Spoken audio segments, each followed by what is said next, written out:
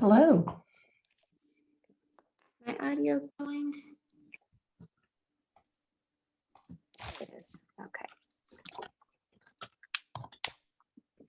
Are we in the, okay, looks like we've got participants. Hello, everybody. I am sorry for the slow start. I know they're working out the technology aspects of our conference. We welcome you to the 6th Annual Pathways to Hope Conference. Good morning. I'm Mary Beth Fisk, and I will serve today as the workshop moderator and also as a speaker for the topic of our workshop, which is suicide prevention in youth. We ask that you please share your first name and zip code and any other questions that you might have for the speakers today and comments in either the Q&A or the chat box below and in the lower screen. Again, we welcome everybody. And so let's go ahead and start with a little housekeeping. We have a few things that we need to share with you. If you're actually receiving CEUs for the conference, please listen carefully. All registered attendees seeking CEUs must remain in the session for the duration. These sessions are approximately 75 minutes long, so it's 1.25 CEUs that will be issued upon approval in the areas for LPCs, LMFTs, social workers, and psychologists.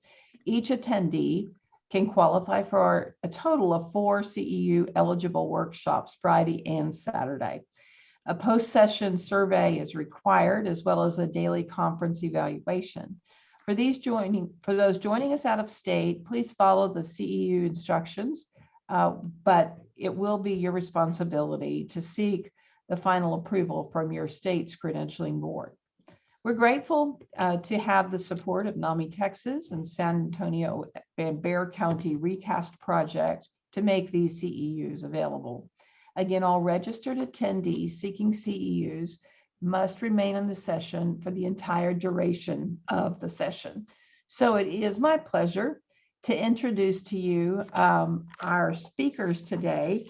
I am Mary Beth Fisk, and I serve as a CEO Executive Director of the Ecumenical Center and have been working in this field for the last many years, and certainly over 30 years in the nonprofit sector. Our second speaker for today is Miss Elizabeth Hand. Elizabeth is a music therapist, board certified, and a neurologic music therapist. Elizabeth has been providing individual and group music therapy and neurologic music therapy services through the Ecumenical Center in San Antonio and in the community for the past 5 years. She provides a wide range of opportunities to clients to identify and develop their own needs for individual therapeutic goals. While music is a primary component used in these sessions, the relationship between the client and music and the skills practice throughout it are what create a healing and lasting therapeutic experience. Elizabeth works with individuals and groups to build coping skills, learn healthy self-expression, build confidence, and enhance creativity to help clients create a holistic lifestyle. She works primarily with survivors of trauma, individuals with disabilities, and addresses the difficulties related to depression, anxiety, and PTSD. Currently, Elizabeth is working on her doctorate of psychology degree from the Fielding Graduate Institute at the University of California, while continuing her music therapy practice at the Ecumenical Center. So with that, we'll go ahead and begin our program today. And we're going to pull our slides up.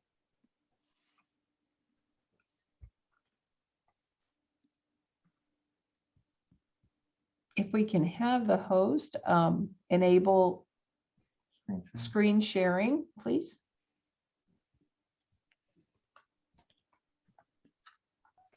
Whoops.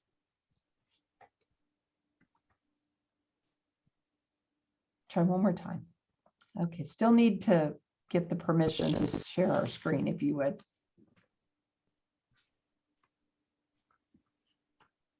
And thank you all for entering in your name and your zip code.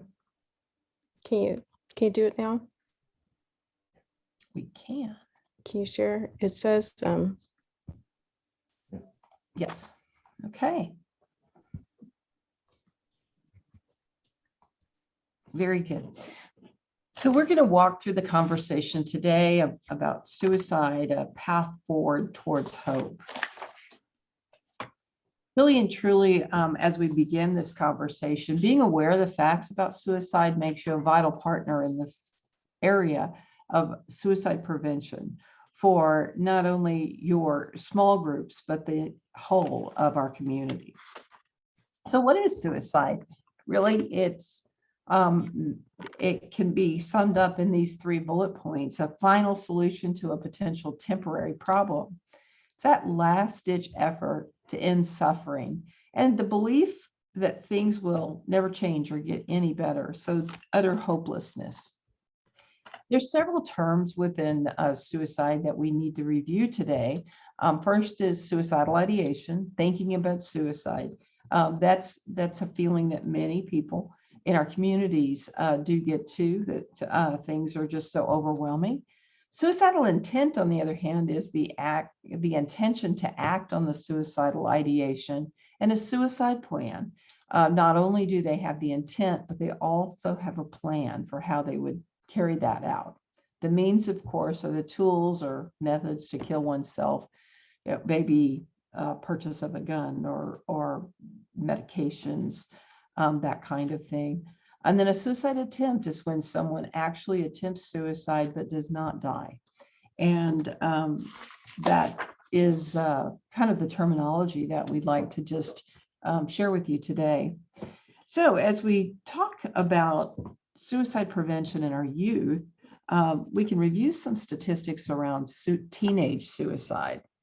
We know that through the CDC, for youth between ages 10 and 24, suicide is the 3rd leading cause of death.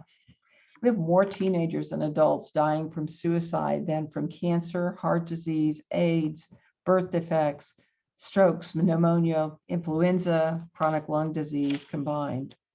And suicide results in approximately 4,600 lives lost each year in this particular age group.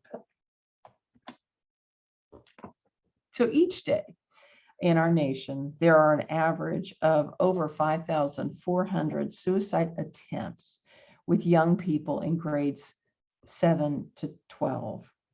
We know that 4 out of 5 teenagers who attempt suicide have given clear warning signs. And that's what we'll talk more about in the latter part of the presentation today. We know that kids are bullied and more than twice as likely to consider suicide if they have been bullied. And this is according to the study from the Journal of the American Medical Society. Like a house is being built step by step. First laying the foundations, then creating the rooms and wiring the electrical system. Our brains are built in a similar way. Just as the quality of materials is important in building the house, the quality of experiences in childhood is important to building the child's brain. After all, it's during childhood that positive experiences build the foundations of our brain architecture. So what are some of the risk factors? We know that risk factors can vary by age, gender, and ethnic group. They may occur in combination or a change over time. Some important risk factors that we do need to be mindful of are depression, other mental health disorders, substance abuse disorder. Often in combination with our mental disorders, we'll see the 2 together, and prior suicide attempts. So what are the factors for suicide, risk factors? We know that our youth today, if there is a history, a family history of suicide, that is definitely something that we can consider a risk factor. Also, that family violence, including physical and sexual abuse, is is a risk factor, a risk, if you will. Firearms available with necessary to carry out an act in the home, incarceration, exposure to suicidal behaviors and others, such as family members and peers. It's important that we note that it's important to note that many people who have these risk factors may not necessarily be suicidal, but it is something to watch and something to monitor. So why are we not talking more about suicide and suicide prevention? Well, much of what we're going to carry on in our conversation to come is talking about what some of the myths are, and as well. But certainly when we think about that, we think about, well, we don't want to put that idea in their head. We don't want someone to carry out this act if they weren't already thinking about it. And that's certainly a myth. So we'll go ahead and walk into the myths and stigmas surrounding suicide. Basically, historically, we've been silenced around this particular conversation. We know that talking about suicide people may think that talking about suicide carries more risk than not talking about it. Without accurate information, we have been really scared into silence. And really and truly what we want to make sure people do understand, and as you connect to your community, is that talking about it is essential, because we're not going to put that as, if someone is considering suicide, that's something that they've already perhaps investigated and they're just feeling hopeless in many cases. So taking off the stigma and being fearful in that way is something we know we can do a better job at. This is a map of the US, as you can see. It's not a big problem. This is one of the myths. People think, it's not a big problem. Suicide is not at all common. Well, we know that not to be true. And if you look at the map that's before you, you'll notice that there's some dark shaded areas, particularly towards the west coast of our country and in Alaska. We see some pink areas. If you look at those are the areas that have lower than expected suicide rates based upon statistical information. These obviously statistics are a little dated because we will continue to see these change, especially with COVID and its influence. But the pink areas are where it's lower than expected. Some of the darker shaded blues you'll see. One thing to note is there's perhaps more isolation. We're not in communities where there is large populations. So Alaska, for example, with their calendars and with daylight, can definitely impact our mental wellness. And so it's an important thing to be mindful of.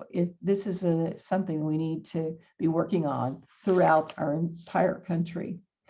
This is a map that kind of maps out the male and female differentials as it looks at total suicides in the United States. You'll see that it's on the rise and it has not changed. I can say that our statistics now through 2019 have seen this number continue to rise across both male and female individuals. This is an age-adjusted US suicide rate by race. And we know that this impacts and will continue to impact all of our population.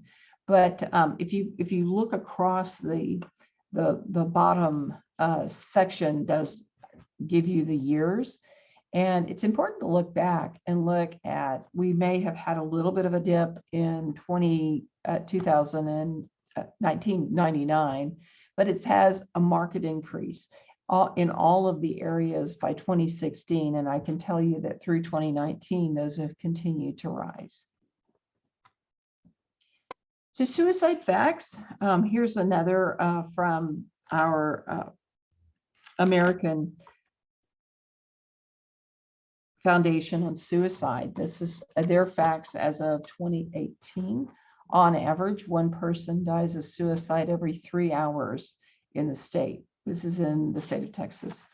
It is the 11th leading cause of death, for varying ages, and you can see how it breaks the ages down. We see it as the second leading cause of death for ages 15 to 34, whereas it is the fourth leading cause of death for ages 35 to 44, ages 45 to 54, the fifth leading cause of death, 10th leading cause of death, ages 55 to 64, and 16th leading cause of death, 65 and over. Suicide comes with a very heavy cost. It also is such a difficult thing for a family who may carry shame because someone in their family took their life. There's lots of feelings that folks go through who have experienced a suicide in their family. Where twice as many people die by suicide in Texas annually than by homicide. So you can see the rate of 100,000 population in Texas is 12.57, and nationally it's 13.42. So our state rank here in Texas is 40. Nationally, you can see the numbers noted below on the slide. So I'm going to share with you one more slide, and then we'll move to our next speaker.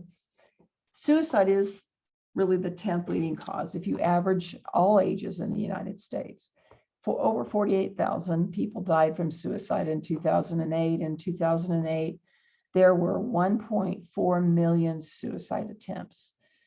So there are, based upon this data, 132 suicides per day. And we've given you the reference for the statistical data that you see on the slide. So we know it's a significant problem. And as we talk more about what can we do, how can we inform our communities, how can we inform families about suicide and suicide prevention in our youth, as well as in our community at large. And so at this point, I'm going to turn the mic over to Elizabeth Hand, who will continue with the presentation. All right, thank you, Mary Beth, and good morning, everyone. So just want to take a quick moment and just kind of check in with everyone. I know a lot of those statistics, it's some pretty heavy numbers, and this is a very heavy topic. So just, want to make sure that we're all being taken care of, we're all taking care of ourselves. And if you need to take a moment, take a few breaths, whatever this is. Some of us may have more or less experience with this topic than others. So just kind of want to chat with that. And thank you guys again for being here today so we can talk about this. So moving on here to kind of talk about the theory behind suicide and what is it that leads people to kind of come into this place and in this mindset. So this is Dr. Thomas Joyner. Oh, I'm sorry, we can go forward one slide. There we go. This is Dr. Thomas Joyner, and he does a really great job of kind of talking about this process and how it occurs. He is a research professor from the Bright-Burton professor, excuse me, in the Department of Psychology at Florida State University. And he does a lot of work in the psychology, neurobiology, and works with the treatment of suicidal behavior and similar conditions. He has been an author of over 385 peer-reviewed publications, and also is an author of Why People Die by Suicide, which is a really fantastic read. It gives a lot of great information, both for individuals who are on the clinical level, maybe practitioners, and then also maybe family members who are working with a loved one, and then as well as for the individual themselves. So that's a really great read if anybody's interested with that. Okay, and we can move to the next slide here.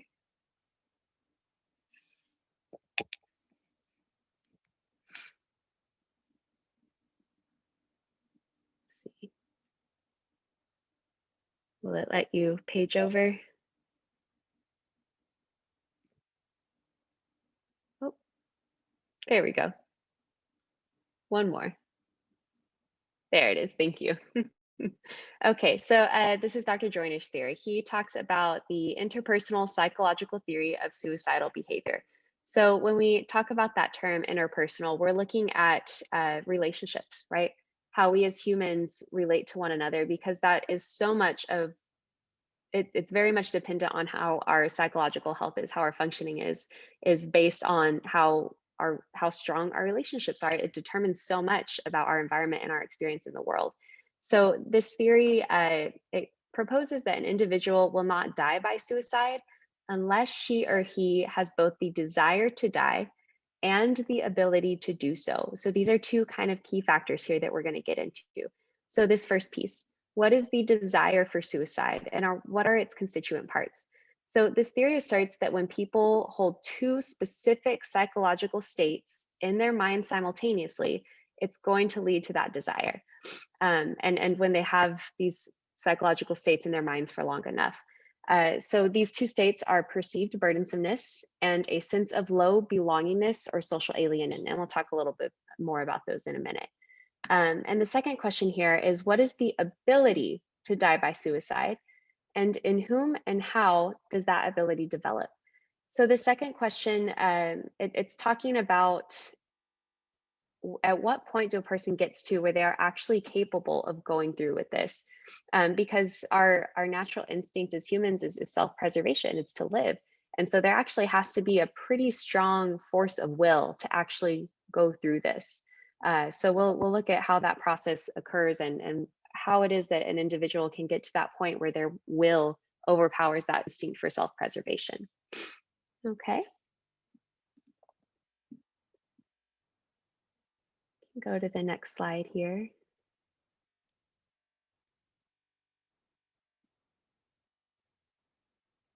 Thank you.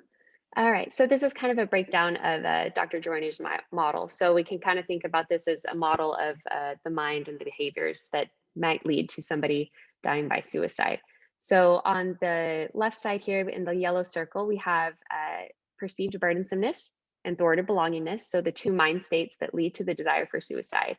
And then we have on the right side in this grayish blue circle, the acquired capacity for suicide. And then in the middle, when we combine these three factors, we have very high risk for suicide completion or a serious attempt. So what is this perceived burdensomeness? So this is the view that one's existence burdens family, friends, or just society in general. And this view produces the idea that if I die, my death will be worth more to my family, or will be more to my family than my life is, because I am such a burden to them. And that's a really fatal misperception of what's actually going on, because that's never the case, right? There's never been a case where someone dies by suicide and it makes things easier for the family or the friends or the community. It always makes things more complicated. It always brings on tons of grief. It makes future possibilities of death by suicide in the family more likely. It never relieves burden. So this just kind of goes to show how drastic that shift in mindset can actually be, because a person actually comes to believe that I'm such a burden that I might as well not be here. And that's never the case. The other thing, this thwarted belongingness. So this is the experience that one is alienated from others. They feel that they are not a part, maybe not a part of the family, part of a circle of friends or a social or value group. And this is something that in the literature has probably the strongest and most uniform support that indicates social isolation. So when we have social isolation in combination with this perceived burdensomeness, this individual is constantly seeming to get these messages and interpreting experiences in a certain way that are saying, your life isn't worth this, or your life isn't meaningful and we don't need you here. And once that person gets into that mind state and they've been in that mind state for a period of time, it's very difficult for them to get out of that unless certain actions are taken and certain interventions occur.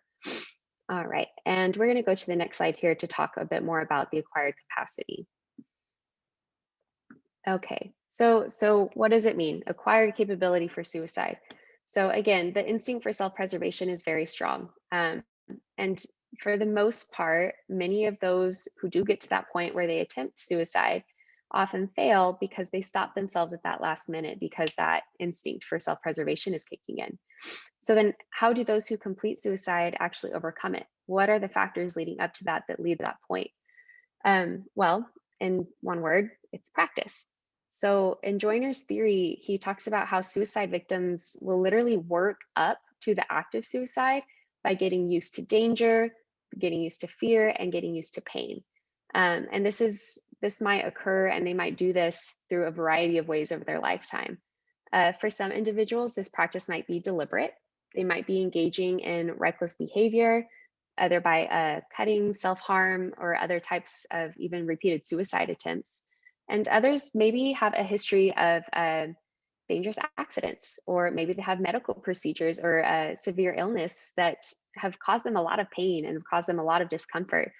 And that maybe vicariously that kind of just gotten them used to the sensation of it's okay if I'm in pain, it's okay if I'm uncomfortable.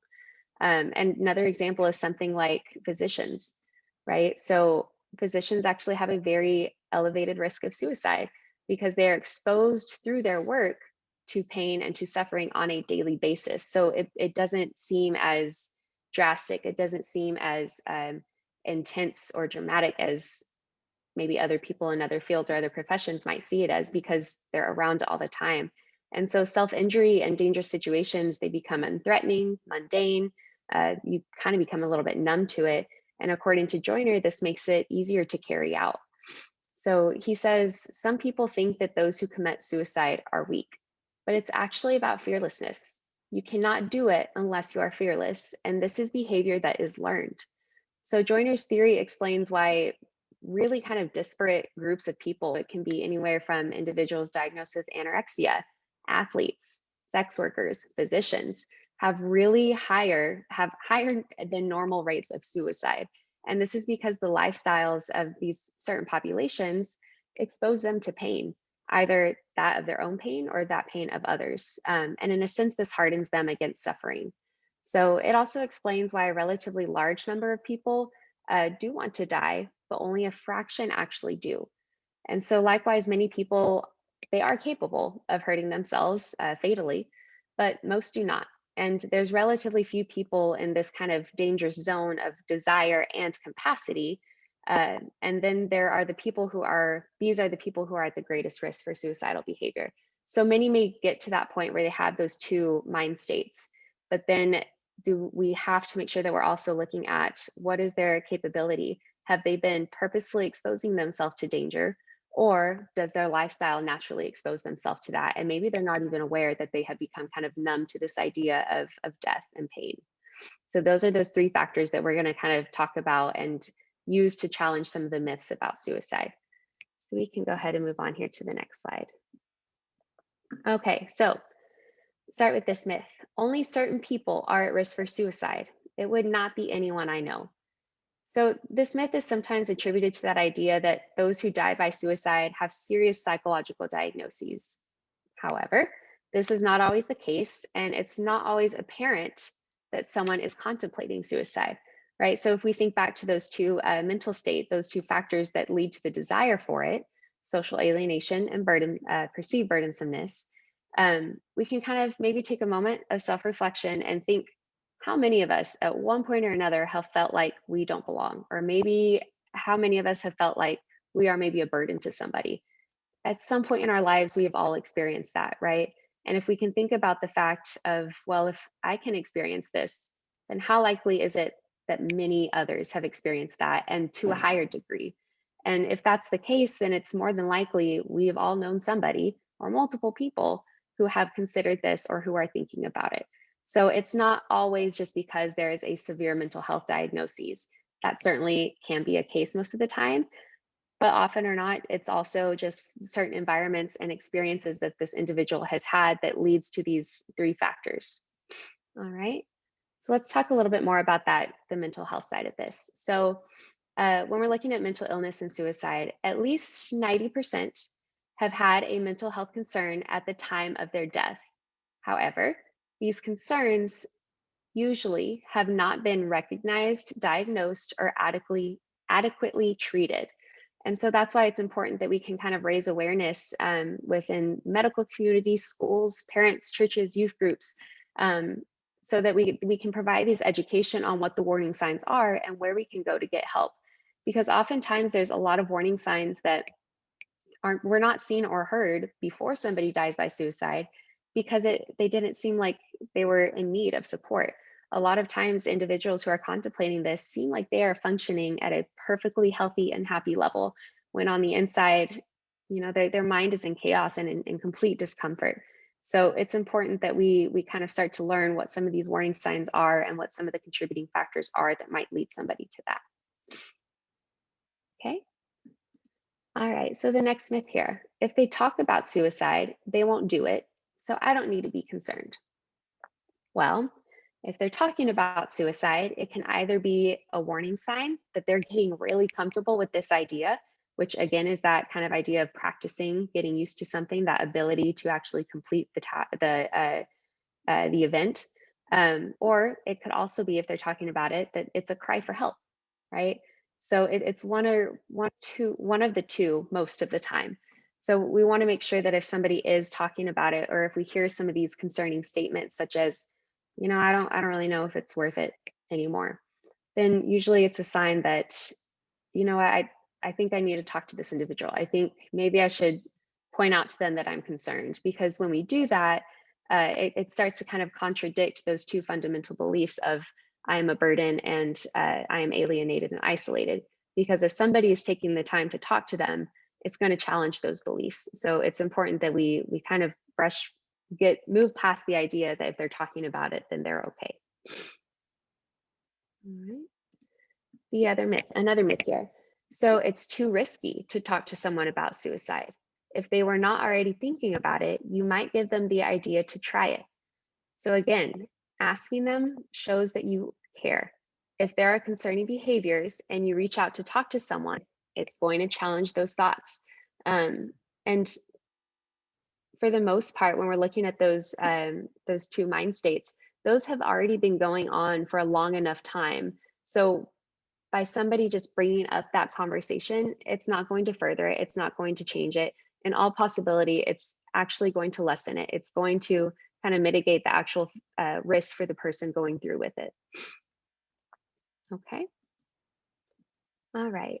Another one here. So suicidal behaviors are just attention seeking, and it is better to just ignore it. So that factor of the burdensomeness, it's more than likely going to make the individual feel like talking about it would be a burden. And then when we put that in combination with the withdrawing characteristics of social alienation, usually those behaviors that a person is showing is not at all because they are attention seeking, because they think they're already burdensome. They think they're already isolated. So the last thing they want or think they can do is actually attain attention. So if someone is actually demonstrating behaviors, it's again because it might be a warning sign, that cry for help, or they are looking for evidence to contradict those mind states. And that doesn't mean that they're looking for the attention to contradict it. They're just looking for any type of experience or connection or relationship with another person that will say, no, you're not a burden, right? No, you are part of a group. You're not isolated. I do care about you. I do want to be here with me.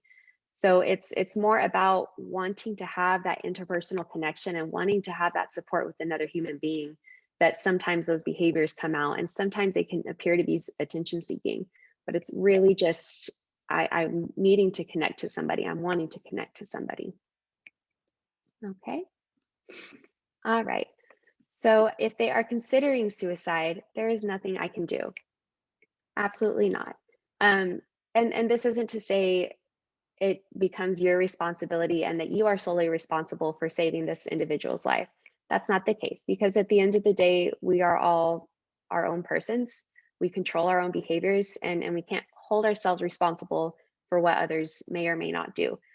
But we can offer some support, we can offer information, and we can just start by asking a question, right? We can just start by facilitating that conversation to let that person know that we are here and that we are listening.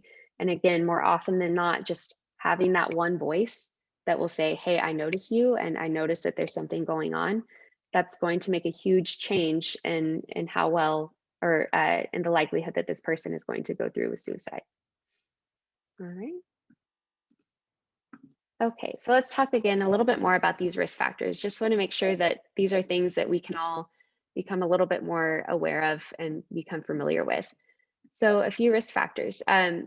These are things that make it more likely that they may consider suicide at some time in their life. And protective factors are going to be the things that lessen a person's chance for suicidal thinking. And warning signs are going to indicate that a person is likely considering suicide or is at least having some concerning behavior or thoughts that might warrant some attention. So some of the risk factors might be mental health conditions, can be chronic or serious health conditions and pain.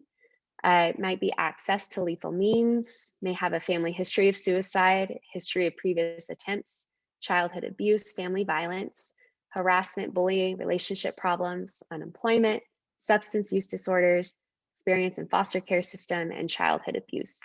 Now, again, these are all kind of backgrounds and experiences that might contribute to the likelihood of somebody thinking or considering suicide. Doesn't necessarily, it doesn't guarantee that somebody with these experiences will. However, it's just based on kind of how the developmental processes occur during certain time frames and during certain developmental phases. The brain is going to respond to some of these experiences in various ways, and coping with some of these experiences can be very difficult. So it really depends on the type of support and community that an individual has and the resources they have access to that are going to kind of buffer some of these. And so those buffering factors are those protective factors. So we can look at those, this next slide here. All right, so what are the factors that protect people from suicide? All right, number one, just matter of safety, restricted access to lethal means of suicide. We just want to make sure that if there's weapons, medication, even location and environment, right? If is a person living alone, do they have family or friends or roommate? What is it in their environment that they can use to potentially hurt themselves? And is there a way that we can help them get rid of those? All right, and then another protective factor, ongoing support from medical and mental health care. Are they receiving services? Problem solving and conflict resolution skills. What types of mental resources does this individual have that they can use to help them get them through this time? And then resiliency.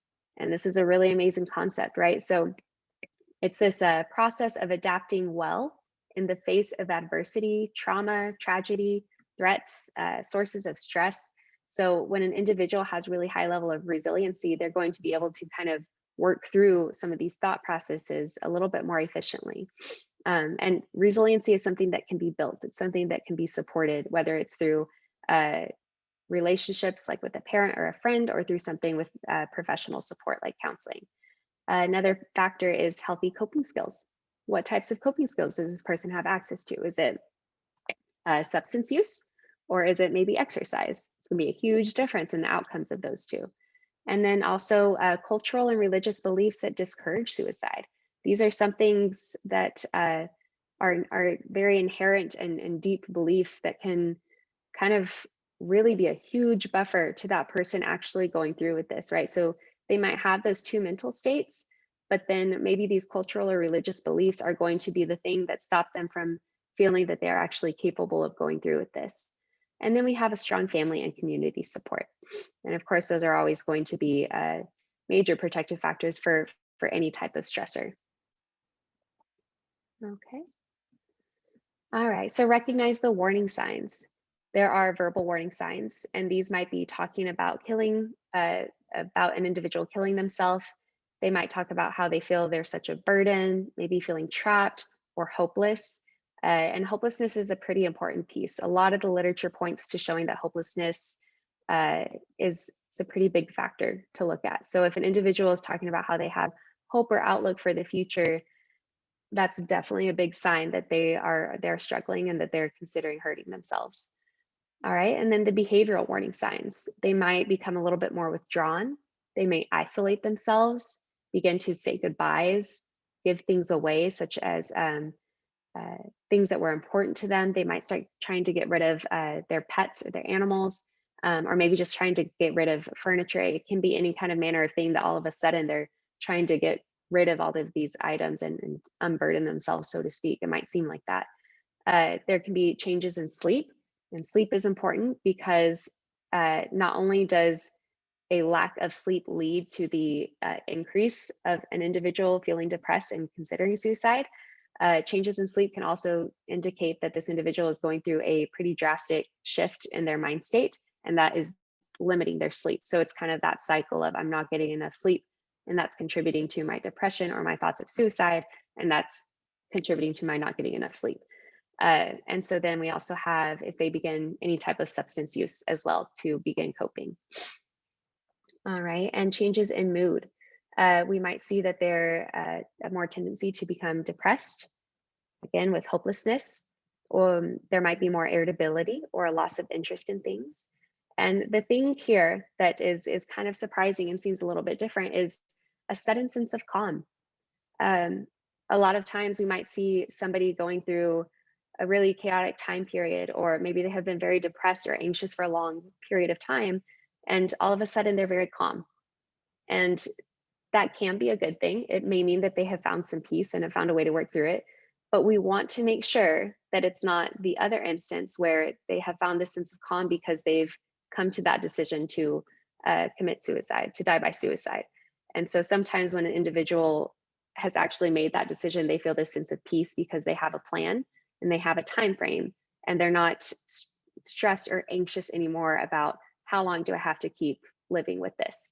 And so sometimes that sudden sense of calm is concerning, and that's something that we want to make sure that we're aware of, because it can be a little bit tricky to point out or to recognize. And finally, the biggest predictor of death by suicide is any type of previous suicide attempt. So if there's a history of that, either within the individual or within the family, we want to make sure that we're keeping an eye out for that. Okay. All right, so people who have the highest risk for suicide have a specific plan. Oh, I think we can, there we go. All right, so they have a specific plan. If we click forward, I think we'll have a list down.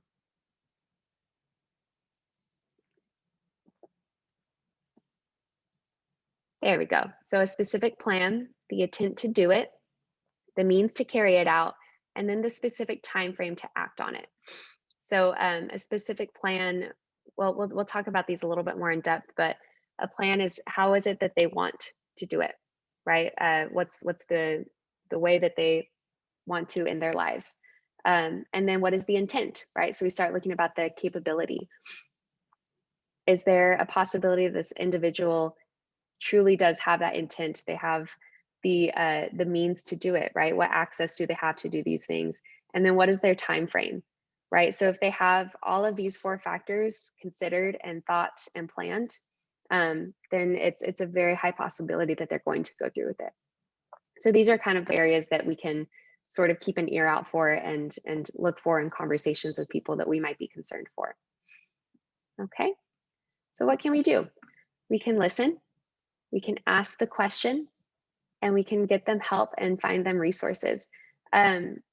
We don't want to promise confidentiality. We can't promise that we'll keep this a secret because we can't ensure this, and we want to be able to make sure that we can get them help, even if it's something that they're not wanting to ask for yet, especially if it's an emergency situation. And that question we want to ask, well, we'll talk a little bit more about that here in the next few slides. So we can go ahead and move on to the next one here. So when we're listening, we want to be open and patient and listen for the meaning behind the words, right? So those factors of hopelessness, or maybe that sense of calm that's come up. We want to listen for some of these cues behind their words, whether it's certain vocabulary they're using, certain facial expressions and affect, certain body language. What are some of those cues that we might be able to pick up on that seem a little bit different, seem a little bit maybe questionable and concerning? And we just want to listen. We want to support their being open about their thoughts of suicide, and we don't want to judge them.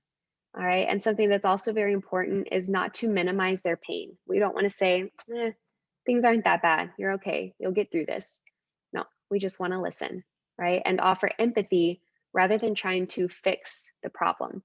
So there's this kind of great little clip of a short conversation by Brene Brown, and somebody animated it. And we can kind of imagine, like, if we have like a really deep pit, and let's say a person came walking along and fell down into that pit.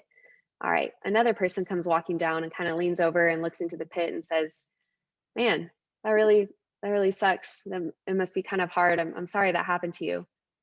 And then keeps walking down, right? That's kind of what sympathy is. And it's not really helpful. It's just looking at that person and saying, I don't really know what to tell you, but good luck with that. And then moving on. Empathy would be if a person climbed down in that pit with this other individual and said, you know what, I don't really know how to get you out of here. I don't really know what it's like to be stuck down here, but I can sit here with you and wait it out. I can be here with you. I don't know how to fix it, but I'll wait here with you. And just somebody taking that moment and taking that energy to provide that and to offer that to somebody who's struggling, again, it's going to contradict those beliefs. And those are the types of interactions that we want to be able to provide. Okay. All right, here we go. Now we talk about what is this question. So asking clearly and directly, are you thinking of suicide? And we want to ask this question in a calm, empathetic, and matter-of-fact voice, right? We don't want to seem angry. We don't want to seem scared. We're just being matter-of-fact. I need to know, are you thinking of suicide? And depending on how they answer, we want to discuss that risk of suicide. And by discussing risk, right, we're talking about the plan, the intent, the means, the time frame. We want to find out what some of these details are so that depending on how far along they are in their plan, we can step in and intervene. We can have the information to provide them, and we can start to disable it. And we can begin to disable it by helping them locate different resources, by reaching out to maybe other community health centers, by reaching out to their family members, right? If you're talking to a friend, it's just a matter of beginning with asking that question and then walking with them through that process as they go from there. And we do have kind of a video here, a nice little animation of a summary of some of these points. If your friend mentions suicide or self-harm, take them seriously. If you believe that they're in danger, call 911 or the Poison Control Center immediately. Your friend's life. I think we're switching over to the video.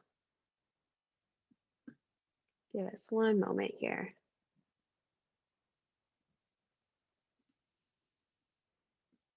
Is it working, Mary Beth? I think the sound stopped. There we go.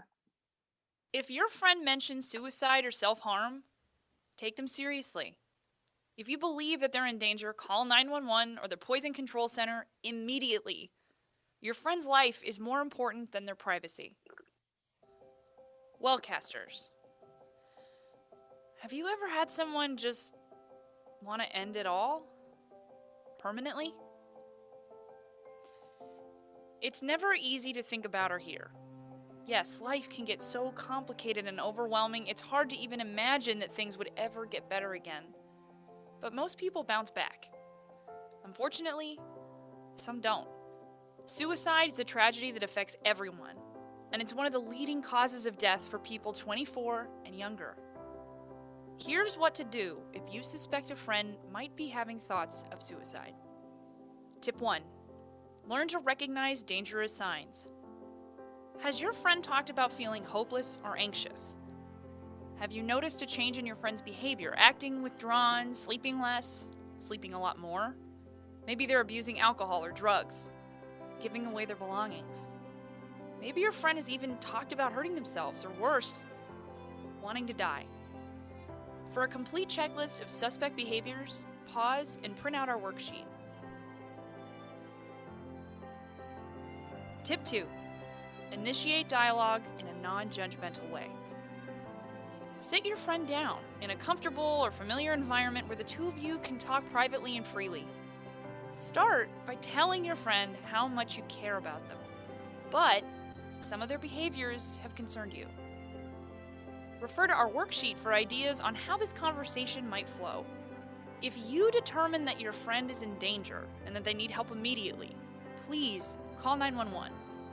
Household items like pills or razor blades, they quickly become lethal weapons in the hands of a suicidal person. Tip 3. React with feeling. If your friend does confide in you thoughts of suicide, be compassionate and make it known that you're there to listen. Don't aim to change their mind, start an argument, or give advice. Many people who attempt suicide don't actually want to die. They just want their suffering to end, and suicide seems like the only avenue. Engage in conversation with your friend and find out what's hurting them. Tip 4. Shift the focus from sources of pain to resources for treatment. In addition to external challenges, your friend might also be fighting internal demons that require professional care. Depression, anxiety, and other mood disorders are often present in the suicidal. Many of these illnesses can be diagnosed and treated. Encourage your friend to seek help and offer to work with them to locate a mental health professional or clinic. We strongly recommend looping their family members into this process. Tip 5. Lastly, stay connected, even after your friend has sought help and seems to be on the path to healing.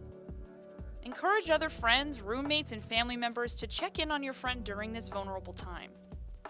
This is an especially important step, since many suicides occur in a period of apparent improvement. Listen, this video is a starting point. Please do your own independent research to identify more resources. But here are a few we recommend.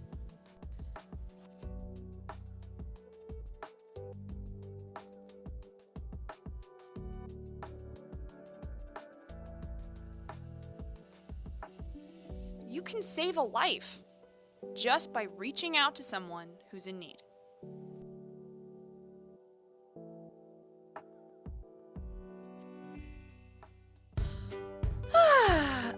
Well, that's all from me today. Well,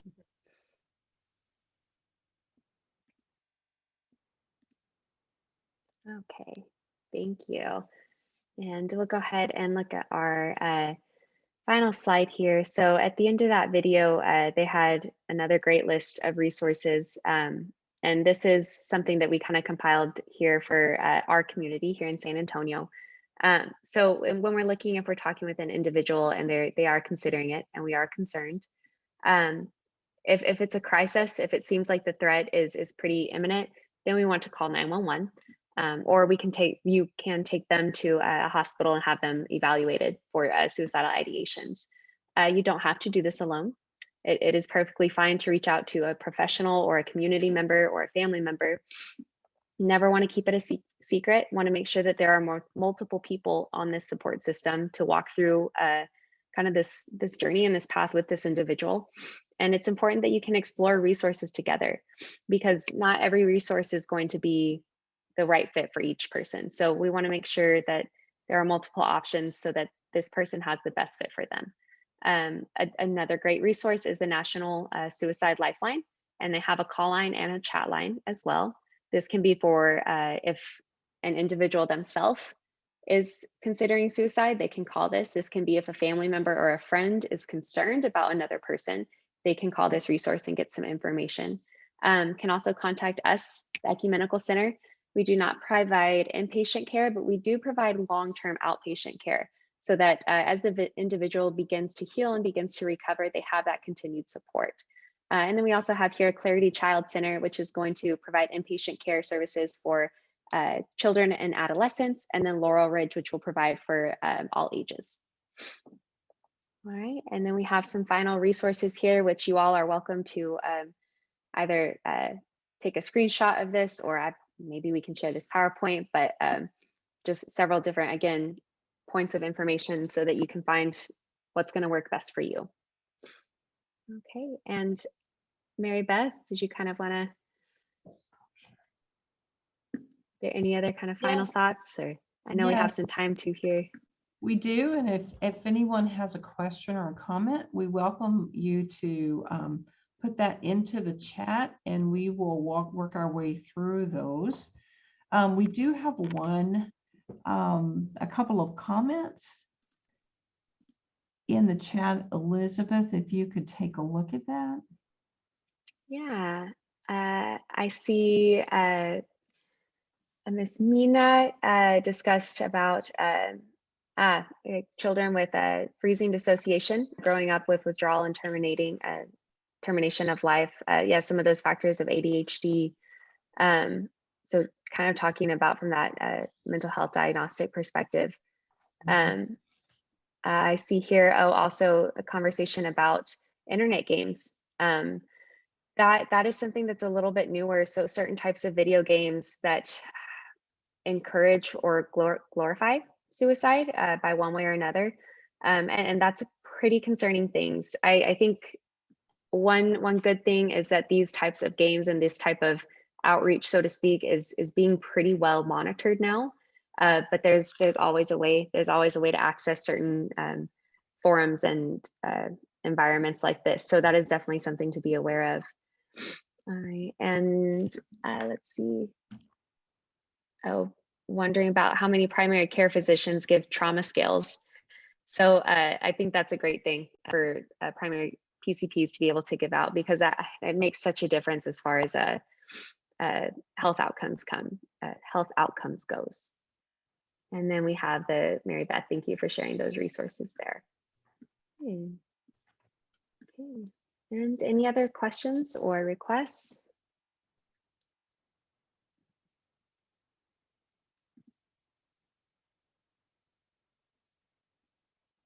Well, we're grateful today to have been with you and been on sharing this time with you to talk about a very difficult subject. And for anyone that is needing to take a minute, as Miss Elizabeth shared earlier, just please give yourself the space because this is a heavy topic, and reach out and talk to someone. Any closing thoughts, Elizabeth? Oh, I don't think so. I was going to see, I think we just had a question pop up. Oh, thank you. Yes, thank you for the suggestion. So updating with some compassionate language, and then also including about the prevalence in the LGBTQ community. Absolutely. Yeah, looking at some of those diverse populations that unfortunately the support isn't as open and available to them. And we definitely want to make sure that that information is out there. Okay. There's another question in the chat. What might be the consequences of delivering into the source of pain? Mm-hmm. When we're at least talking about this from the perspective of thinking about preventing suicide, the consequences as far as increasing the likelihood or increasing the thought process is fairly low. Again, if we're having that conversation and we're wanting to talk with, if we're talking about like a casual, like friend to friend, right? We don't necessarily want to dive too deep and ask them, well, why are you thinking this? And what led you here to the first place? And what types of experiences have you had? We don't have to go that deep. It's more of just providing that awareness and that presence to offer some support. Because going a little bit too deep absolutely can have some negative consequences. And we want to make sure that we're respectful of that individual's psychological ability to actually engage in those conversations. And we have another comment from Jennifer. It's imperative that schools have more open dialogue with middle and high school students. Kids are getting their information from friends and on the internet versus healthy adults. Mm-hmm. That is such an important point. Thank you, Jennifer. We know that there are some resources that have been put together, and they're very good, that can be facilitated to this age group. That you can, Yellow Ribbon Suicide Campaign is one example of that you can reach out to, or call an organization like ours, and we can connect you with some of those resources for psychoeducation. Another comment. Go ahead, Liz. Yeah, I see. I wish we could figure out better terms as far as suicide attempts over successful or failed. Mm-hmm. So that's a huge shift that's going on in the mental health community right now. So you'll notice we don't really use the words committed suicide, right? We say died by suicide. And that's just one of those language things that where we're thinking about it less as a choice and more about kind of as an illness, right? So it's we don't say committed cancer, it's died by cancer, right? So it's kind of bringing in, as one of the other participants had stated, talking about this through a more compassionate, using more compassionate language, because it's never the person's fault, right? We don't want to blame that person or make them feel like they were a failure because they did not actually go through with dying by suicide. It's more about just opening up kind of a line of conversation that allows them to feel more comfortable and more open to realizing that this is something that I am struggling with, and that's okay. And I need to be able to be open about that.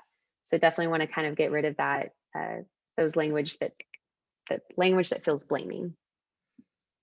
And Leslie writes, I have also heard the term stopped living as well. And another comment about our youth and our children and importance of teaching them coping skills.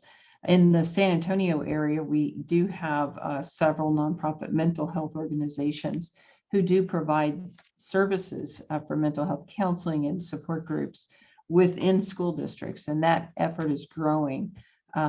And we know that there's a cost to that, but it's important that we're not only teaching our young people, but providing them a resource where they can talk to a professional as well.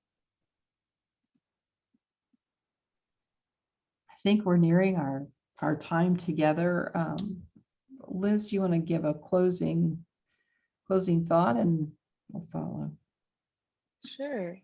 So again, thank you all for coming into it and having a conversation with us, and for your very good questions and suggestions as well. Definitely want to make sure that we're meeting the needs of the community and being respectful to everyone's situation and providing the information that you guys are looking for. So hopefully you guys are all going to enjoy the rest of your conference. If you're going to the rest of the Pathways conferences today, take time for self-care, especially after some of those presentations like this one today. And hope you guys have all enjoyed this morning and the rest of your afternoon. Thank you so much, Elizabeth.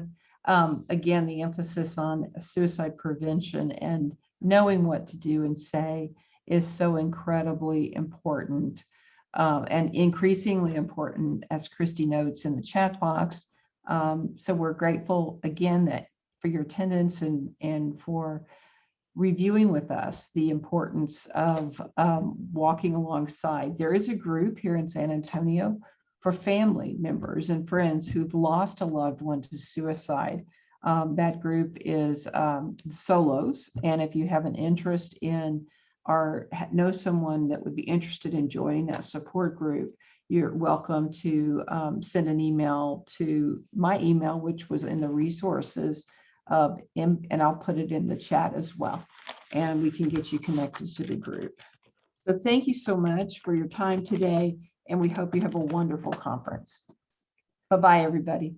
Thank you, everyone.